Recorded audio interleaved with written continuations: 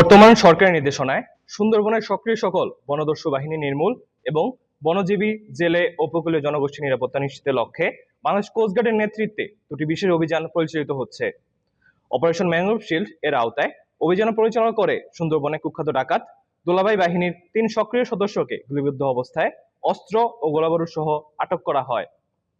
গোপন সংবাদের ভিত্তিতে জানা যায়, সুন্দরবনে কুখ্যাত ডাকাত দুলাভাই বাহিনীর সদস্যরা খুলনা জেলার কয়রা থানার বনপাড়া সংলগ্ন সুন্দরবনের গহীনে অবস্থান করছে।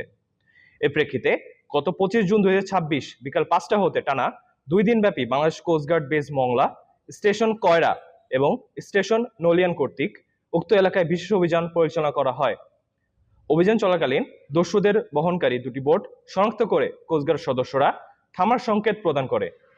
সংকেত অমান্য করে বোটে অবস্থানরত ডাকাত দল কোস্টগার্ড সদস্যদের লক্ষ্য করে অতর্কিত গুলি চালানো শুরু করে। তীব্র বন্দুকযুদ্ধের এক পর্যায়ে ডাকাতদের একটি বোটে অগ্নিকাণ্ড ঘটনা ঘটে এবং অপর একটি বোট ডুবে যায়। ঘটনাস্থল তল্লাশি করে গুলিবিদ্ধ অবস্থায় সুন্দরবনের কুখ্যাত ডাকাত দুলাভাই বাহিনীর প্রধান রবিউল ইসলাম এবং ডাকাত শওকত সর্দারকে আটক করা হয়। তাদের দ্রুত কয়রা উপজেলা স্বাস্থ্য কমপ্লেক্সে নেওয়া হলে কর্তব্যরত চিকিৎসক শওকত সর্দারকে মৃত ঘোষণা করেন। প্রাথমিক চিকিৎসা শেষে বাহিনী প্রধান রবিউল ইসলামকে উন্নত চিকিৎসার জন্য খুলনা মেডিকেল কলেজ হাসপাতালে প্রেরণ করা হয়।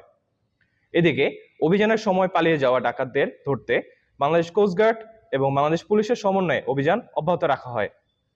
এরই অংশ হিসেবে মঠবাড়িয়া পুলিশ ফাঁড়ির সামনের এলাকায় স্থানীয় জনগণের সহায়তায় পরিচালিত যৌথ অভিযানে ডাকাত ইসরাফিল হাওলাদারকে হাতের আঙুলে গুলিবিদ্ধ অবস্থায় আটক করা হয়।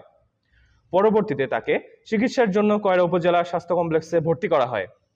এছাড়াও আশিফা নদীর বেশুখাল এলাকায় তল্লাশি চালিয়ে ৬টি ১৯ বন্দুক, ৬৯ রাউন্ড তাজা কার্তুজ, ৩ রাউন্ড ফাঁকা কার্তুজ সহ একটি দেশীয় অস্ত্র, একটি মোবাইল ও একটি হাতঘড়ি উদ্ধার করা হয়।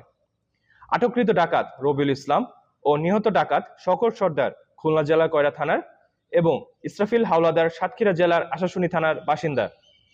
আটককৃত ডাকাত ও উদ্ধারকৃত অস্ত্র গোলাবারুদের পরবর্তী আইনানুগ ব্যবস্থা গ্রহণ এবং নিহত ডাকাতের মরদেহ ময়নাতদন্তের জন্য কয়রা থানায় হস্তান্তর করা হয়।